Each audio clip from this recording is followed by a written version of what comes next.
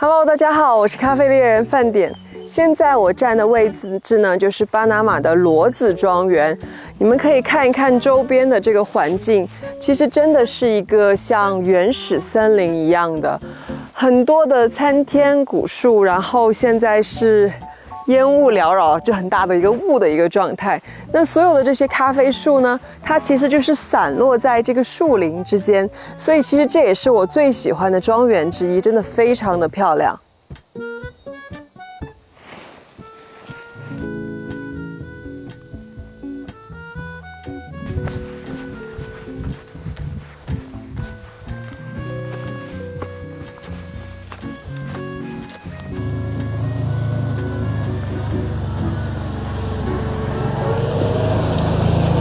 Welcome to Lamula 所以我们现在呢来到呢就是骡子庄园。那我旁边的呢就是骡子庄园的庄园主 Willem. Willem, can you say hi to our followers? Hello everyone. So happy to see you. 那我们现在呢就是待会儿会在骡子庄园呢逛一下，然后了解一下这个庄园。Do you want to give our followers a brief introduction of the farm?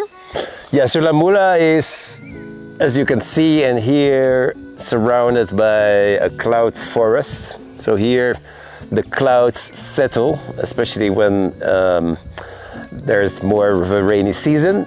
And that also means that the trees grow slower. And it is a very unique terrain with beautiful soils.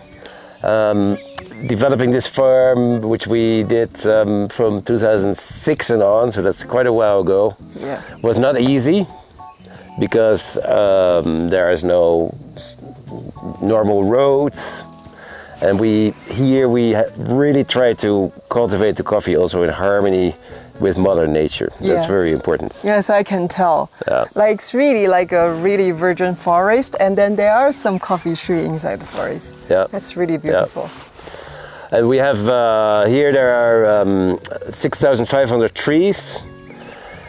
The total land is 5 hectares, but really planted is 3.5 hectares. Okay. And 2.5 years ago, almost 3 years ago, this summer we did a renovation.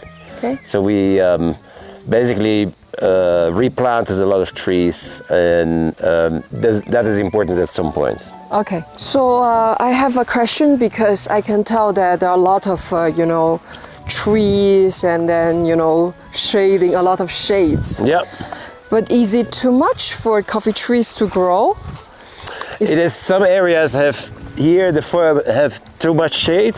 Yes. For coffee to grow, but then you have the choice you need to make. And what we do is we carefully thin out the shade. Yes. But we do not on purpose cut any trees. Okay. Because we do not want to damage the natural beauty of this farm. And trees of course also fall by themselves because of the wind or because of their age. Yes, I can tell. Yeah. So there are, I remember you mentioned before there are brown tip and green tip, like different. In Lamula, 75% is bronze tip, and at least I would say. Okay. And so a smaller number is green tip. There's a tendency of green tip trees to regress back into bronze tip. Oh. And the opposite can also happen. Oh yes. But we've seen here typically this is bronze tip. Yes. More of a bronze tip. And bronze tip typically gives you more of the sweetness notes, and the green tip gives you more of the citric notes. They both have florality. Yes. Some farmers prefer to only focus on green tip. We are not that, I would say, obsessed by that because I feel you need to allow the coffee also to develop its characteristics as it prefers to do. So, yes. Yeah. So how old are those trees? For example, the trees that... Yeah, so the trees that that you're looking at, this was the first generation planting. Oh, that's... So these are, we're talking about 16 years old. Oh. But we obviously do pruning. Yes. So like a tree like this has been pruned from the top, and so Yes, in order to also, when you do that pruning, then the energy of the tree for growing out will be focusing more on the sides, on the lateral branches. Yes. Yeah. And that can really help to maintain the productivity of the tree as well. Yeah. I realized there's some like green cherries, some. Yeah. So these are obviously cherries under development. Yes. That are going to. How long does it take for it to mature? Like this kind of. So these will need another 7 months to really start maturing. Okay. 6 to 7 months at least. Yeah. Okay. So you guys can have a predict of the. You can have a prediction of the crop you're going to get by looking at counting the number of baby cherries that you have now. Yeah. So from the moment of flowering, it's the 9 months cycle. Yeah. Okay. Yeah.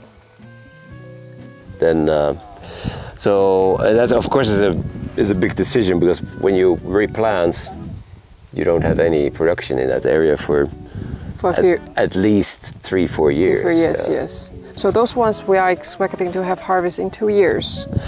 These, I think we will see the first production from these in 2 years. Yeah. Okay. Yeah. And moles they obviously feed themselves on the roots of whatever trees they can find. Wow. Yeah.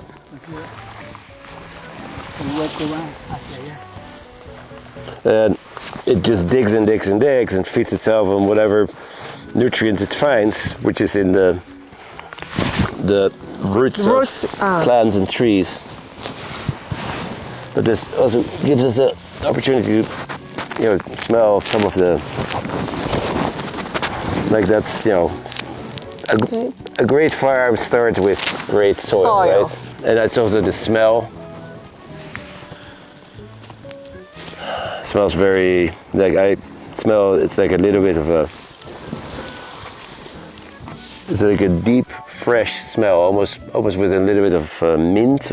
Huge problem, yeah. Because Sophia is colder. The colder and the more wind exposed you are, the more this problem prevails. Yeah. Because the wind is going to spread it's going to create little cuts, mini bruises in the leaf, and that's where easily the fungus can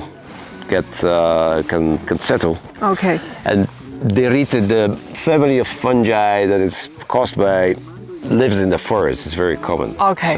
So but La Mula, is it better compared with Sophia? Or it's in La Mula we have less of that problem than in Sophia. Okay. Yeah.